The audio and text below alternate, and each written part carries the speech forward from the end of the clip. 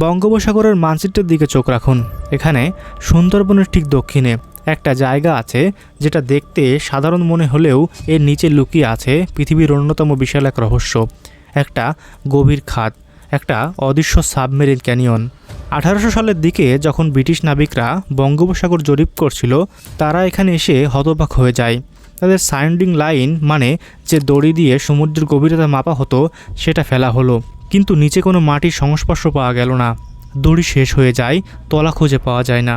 তখন তারা এই জায়গাটির নাম দিল সোয়াচ অফ নো গ্রাউন্ড, অর্থাৎ এমন একটি জলরাশি যেখানে মাটির কোনো হদিস নেই। কিন্তু আজ আমরা জানি এটা আসলে একটি বিশাল ডুবন্ত গিরিখাত, বিজ্ঞানের ভাষায় সাবমেরিন ক্যানিয়ন।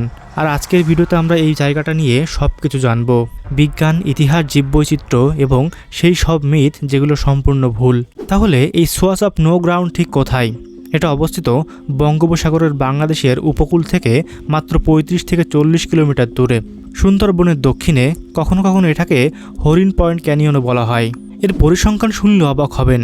দৈর্ঘ্য প্রায় 150 থেকে 160 কিলোমিটার, মহাদেশীয় শেল্ফ থেকে গভীর সমুদ্র পর্যন্ত। প্রস্থ মেঝের দিক থেকে প্রায় 5 থেকে 7 কিলোমিটার চওড়া। গভীরতার কথা যদি বলি, তাহলে ক্যানিয়নের মেঝেতে গভীরতা প্রায় 1200 মিটার। সর্বোচ্চ রেকর্ড করা গভীরতা 1340 থেকে 1459 মিটার পর্যন্ত। মোট আয়তন সুরক্ষিত এলাকাটি প্রায় 1738 বর্গ কিলোমিটার জুড়ে বিস্তৃত। আপনি আমেরিকার গ্র্যান্ড ক্যানিয়নের কথা শুনেছেন? সেটা ডাঙায়। এটা সেরকমই একটি ক্যানিয়ন, কিন্তু সম্পূর্ণ সমুদ্রের নিচে।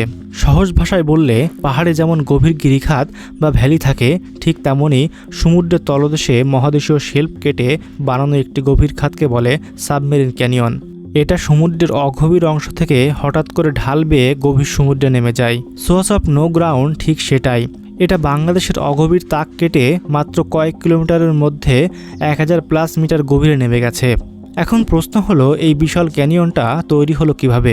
এখানে কোনো রহস্য নেই, সম্পূর্ণ বৈজ্ঞানিক ব্যাখ্যা আছে। প্রায় 20 লক্ষ থেকে 1 লক্ষ বছর আগে, যে সময়টাকে বলা হতো বরফের যুগ, পৃথিবীর অনেক পানি বরফে পরিণত হয়েছিল। ফলে সমুদ্রের পানির স্তর আজকের চেয়ে অনেকটা নিচে ছিল। তখন গঙ্গা এবং ব্রহ্মপুত্র নদী তাদের বিশাল পানির ভার নিয়ে সরাসরি মহাদেশীয় শেল্ফের কিনারা পর্যন্ত পৌঁছে যেত।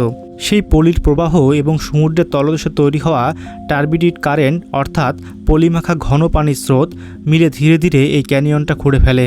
এই ক্যানিয়ন একা না, এটি আসলে বেঙ্গল ফ্যান এর একটি অংশ, যেটা পৃথিবীর সবচেয়ে সাবমেরিন ফান। গঙ্গা, ব্রহ্মপুত্র ও মেঘনা নদীর কোটি কোটি টন পলি হাজার হাজার বছর ধরে এই পথে বঙ্গোপসাগরের গভীরে জমা হয়েছে। সোর্স অফ নো গ্রাউন্ড হলো সেই পলি পরিবহনের মূল চ্যানেল, একটা প্রাকৃতিক পাইপলাইন। বিজ্ঞানীরা দেখেছেন এই ক্যানিয়নে প্রতি বছর 5 থেকে 50 সেন্টিমিটার পর্যন্ত পলি জমেছে, যা অত্যন্ত বেশি। ভারতের সিন্ধু নদীর মুখেও এরকম একটি ক্যানিয়ন আছে, ইন্দুস্ত্র। মার্কিন যুক্তরাষ্ট্রের মিসিসিপি নদীর মুখে আছে মিসিসিপি ক্যানিয়ন।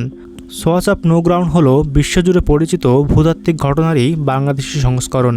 এই গভীর ক্যানিয়নটা কোনো মৃত জায়গা না, বরং এটি বাংলাদেশের সবচেয়ে প্রাণবন্ত সামুদ্রিক ইকোসিস্টেম। এই ক্যানিয়নের ঢাল বেয়ে গভীর সমুদ্রের ঠান্ডা, পুষ্টি সমৃদ্ধ পানি উপরে উঠে আসে। এই প্রক্রিয়াকে বলে আপওয়েলিং। এই পানিতে থাকে প্রচুর নাইট্রোজেন, ফসফরাস এবং অন্যান্য খনিজ পদার্থ, যা ফাইটোপ্লাঙ্কটনের জন্য সারের মতো কাজ করে। ফাইটোপ্লাঙ্কটন বাড়লে তা খায় ছোট মাছ ও krill, ছোট মাছ খায় বড় মাছ, বড় মাছ খায় তিমি আর ডলফিন। একটি সম্পূর্ণ খাদ্য শৃঙ্খল এখানে গড়ে উঠেছে। এখানে অনেক বিরল প্রাণী পাওয়া যায়, যেমন ব্রাইট তিমি। এই বিরল তিমি নিয়মিত এখানে আসে খাবারের সন্ধানে। আবার বঙ্গোপসাগরের ডলফিনদের একটি প্রধান বিচরণভূমি হলো এই সোর্স অফ নো গ্রাউন্ড। তাছাড়া হাঙর, কচ্ছপ এই এলাকা তাদের প্রজননভূমি। মাস্কট ববি, বিরল এই সমুদ্রের পাখিও এখানে দেখা গেছে। এই জায়গাটি কোনো একটি প্রজাতির জন্য না, এটি একটি পুরো ইকোসিস্টেম, যেখানে ডুবন্ত পর্বত থেকে সমুদ্রের উপরিভাগ পর্যন্ত প্রতিটি স্তরে জীবন আছে। এখন আসি সেই অংশে যেটা হয়তো অনেকে শুনতে চায় না, কিন্তু জানাটা দরকার। সোর্স অফ নো গ্রাউন্ড নিয়ে ইন্টারনেটে অনেক ভুল তথ্য ছড়িয়ে আছে। চলুন একে একে সেগুলো যুক্তি দিয়ে খনন করি। মিথ 1, এটা একটা রহস্যময় ব্ল্যাক হোল যেখান থেকে জাহাজ আর ফেরে না।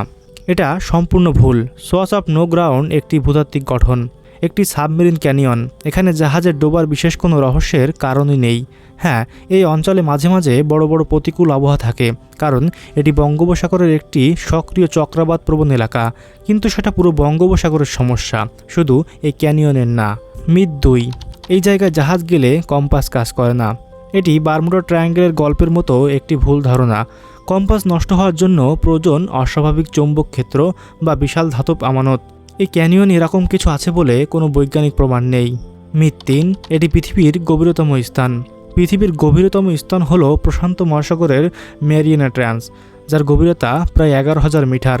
সোয়াচ অফ নো গ্রাউন্ডের গভীরতা পয়েন্ট 1340 থেকে 1459 মিটার পর্যন্ত। এটি বঙ্গোপসাগরের গুরুত্বপূর্ণ গভীরতম অংশগুলোর মধ্যে একটি, কিন্তু পৃথিবীর গভীরতম না। মিথ 4, এখানে কোনো প্রাণী বাঁচতে পারে না। কিন্তু বাস্তব চিত্র সম্পূর্ণ উল্টো। এই এলাকাটি বাংলাদেশের সবচেয়ে সমৃদ্ধ সামুদ্রিক জীববৈচিত্র্যের আধার। তিমি, ডলফিন, হাঙ্গর, কচ্ছপ সবই এখানে প্রজনন করে। এই ক্যানিয়নটা শুধু একটি ভৌগোলিক বিষয় না, এটি বাংলাদেশের অর্থনৈতিক ও পরিবেশের জন্য একটি অমূল্য সম্পদ। 2014 সালের 27 অক্টোবর বাংলাদেশের সরকার সোয়াচ অফ নো গ্রাউন্ডকে দেশের প্রথম মেরিন প্রোটেক্টেড এরিয়া বা সামুদ্রিক সুরক্ষিত এলাকা হিসেবে ঘোষণা করে। এর মূল উদ্দেশ্য ছিল তিমি ও ডলফিন প্রজাতিগুলোর দীর্ঘমেয়াদী সুরক্ষা নিশ্চিত করা, যার ফলে ব্লু ইকোনমি মানে সমুদ্র থেকে টেকসইভাবে সম্পদ আহরণ করে অর্থনৈতিক উন্নয়ন করা। সোয়াচ অফ নো গ্রাউন্ড এই দৃষ্টিকোণ থেকে অত্যন্ত গুরুত্বপূর্ণ, কারণ আপওয়েলিংয়ের কারণে এখানে প্রচুর মাছ পাওয়া যায়। এটি বাংলাদেশের মৎস্যজীবীদের জন্য একটি গুরুত্বপূর্ণ মৎস্যক্ষেত্র। আবার পর্যটন সম্ভাবনা রয়েছে অনেক। তিমি ও ডলফিন দেখার জন্য ইকো ট্যুরিজম একটি বড় সুযোগ। গভীর সমুদ্রের পলি স্তর বিশ্লেষণ করে বিজ্ঞানীরা হাজার বছরের জলবায়ু ইতিহাস জানতে পারেন। এই ক্যানিয়ন সেই গবেষণার জন্য একটি গুরুত্বপূর্ণ তথ্য ভাণ্ডার। এছাড়া সমুদ্রের পুষ্টি এবং এই ক্যানিয়নের আপওয়েলিং মিলে যে ইকোসিস্টেম তৈরি করেছে সেটা পৃথিবীতে বিরল। পানির নিচে কয়েকশো মিটার গভীরে অন্ধকারে একটি বিশাল পর্বতগিরি চুপ করে শুয়ে আছে। কোনো অলৌকিকতা নেই, কোনো অভিশাপ নেই, আছে শুধু কোটি বছরের ভূতাত্ত্বিক ইতিহাস, অসংখ্য প্রজাতির আবাস আর বাংলাদেশের জন্য একটি অমূল্য সম্পদ। Swatch of no ground. মাটির হদিশ নেই বলে যে জায়গাটি ব্রিটিশরা ভয় পেত, সেটাই আজ আমাদের সমুদ্রের সবচেয়ে জীবন্ত, সবচেয়ে গুরুত্বপূর্ণ অংশ। এটাই হলো বিজ্ঞানের সৌন্দর্য। সোয়াচ অফ নো গ্রাউন্ড নিয়ে আপনি কি মনে করেন? কমেন্টে জানান আপনার মতামত, আর সাবস্ক্রাইব করে হারিয়ে যান অজানা জগতে।